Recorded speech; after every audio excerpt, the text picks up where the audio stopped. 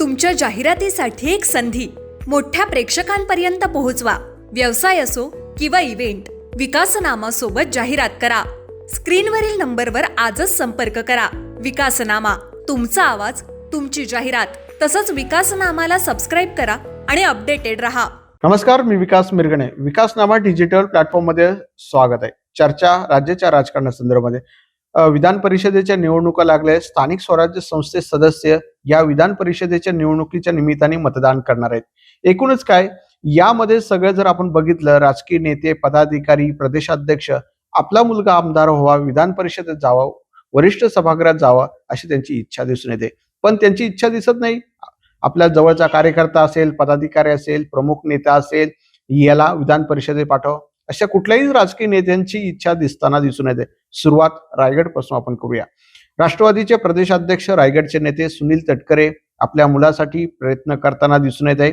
अंकित तटकरे या सुद्धा आमदार होऊन गेलेले, परत त्यांना तिकीट मिळावं यासाठी ते प्रयत्न करतायत. या दृष्टीने भाजपशी बोलणी करतायत, राष्ट्रवादी काँग्रेसशी बोलणी करतायत. मुळामध्ये तटकरेने आपल्या भावाला आमदार केलं, पुतण्याला केलं, मुलाला केलं.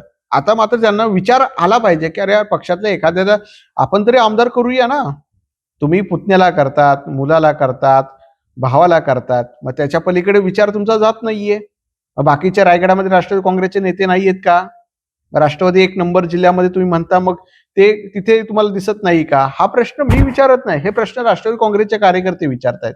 त्यांच्या मनामध्ये तटकर साहेब दुसऱ्या कुणाला जर संधी द्या असं म्हणतायत, सोशल मीडिया बोलतोय, अशी टीका होते.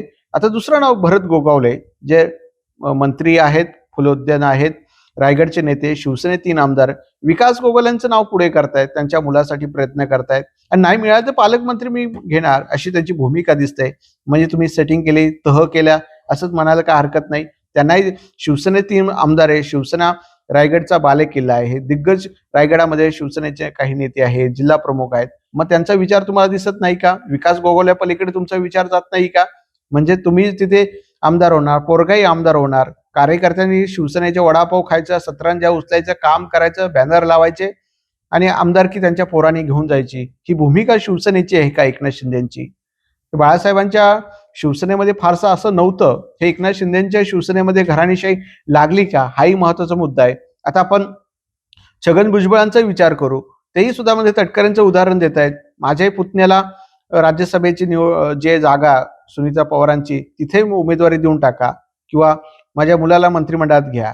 ही सगळी घराणेशाही राष्ट्रवादी काँग्रेसमध्ये आपण पाहिलेली आहे. राष्ट्रवादी काँग्रेसचं न बोललेलं आहे, कारण राष्ट्रवादी काँग्रेस, मराठा, घराणेशाही हे समीकरण राज्यामध्ये आहे आणि ते समीकरणच आहे, ते काय बदलत होत नाही. तिकडे आपण जालन्यामध्ये गेलो, जे खोत आहेत त्यांच्या मुलासाठी त्यांनी सुनीता पवारांची भेट घेतली. म्हणजे त्यांचा मुलगा सुद्धा विधान परिषदेला आमदार व्हावा, हे जे चित्र जे आहे ते आपल्याला दिसून येत आहे. एकूणच काय, मग गुलाबराव पाटील जालन्याचे, ते पाणी पुरवठा मंत्री आहेत, त्यांच्या मुलासाठी ते प्रयत्न करतायत. राष्ट्रवादी काँग्रेसची बैठक साधतायत. एकूणच काय, सगळे जे आहेत ते प्रयत्न करताना दिसून येत आहे. त्यामुळे एकूणच काय, या भूमिकेवर जर आपण विचार केला तर कार्यकर्त्यांनी सतरंजा उचलायच्या, त्यांच्या नेत्यांनी आमदार व्हायचं, नाती गोती जी आहे ती सगळी व्हायची. आता प्राजक्ता तनपुरे हे सुद्धा भाजपामध्ये उद्या पक्षप्रवेश करतायत. ते सुद्धा विधान परिषदेचं त्यांना तिकीट मिळणार आहे. नगरमध्ये निवडणुकीच्या निमित्ताने त्यांनी इथे उभे राहिले नाही म्हणून. त्यामुळे बाकीच्या भाजपवाल्यांना सुद्धा बाकीचे उमेदवारच तुम्ही भरणा केलेला आहे. भाजप तर बाकीच्या लोकांनाच, काँग्रेसमधून बाहेरच्या लोकांना आणून विधान परिषद, मग गेल्या टर्मला ठीक आहे, काही दिग्गज नेत्यांना किंवा जुन्या कार्यकर्त्यांना थोडंफार विचारलं गेलं. पण अशा प्रकारे जर भाजपा, राष्ट्रवादी, शिवसेना प्रयत्न करत असेल तर कार्यकर्त्यांसाठी ही खेदाची गोष्ट आहे. आणि कार्यकर्त्यांनी आता ओळखलं पाहिजे आपला नेता कसा आहे. आपल्या घराण्याला, नात्या गोत्याला जर महत्व देत असेल, मग आपलं काय आहे, हाच महत्वाचा मुद्दा आहे. एकूणच काय, हे सगळे नाती गोती सांभाळायची, कार्यकर्त्यांनी काम करायचं, कष्ट करायच्या, लाठीचार खायच्या, सतरांच्या खुर्च्या उचलायच्या, सोशल मीडिया चालवायचे. मात्र तुम्हाला मला उमेदवारी मिळणार नाही, त्यांच्या नातीगोतींनाच उमेदवारी मिळणार, हेच अधोरेखित दिसतं. आणि घराणेशाही ही काही पुसली जाणार नाही, ती पुन्हा एक अधोरेखित आणि ती वाढतच जाणार, हे मात्र तितकं खरं आहे. धन्यवाद. तुमच्या जाहिरातीसाठी एक संधी मोठ्या प्रेक्षकांपर्यंत पोहोचवा. व्यवसाय असो किंवा इव्हेंट, विकासनामा सोबत जाहिरात करा. स्क्रीनवरील नंबरवर आजच संपर्क करा. विकासनामा, तुमचा आवाज, तुमची जाहिरात. तसंच विकासनामाला सबस्क्राईब करा आणि अपडेटेड रहा.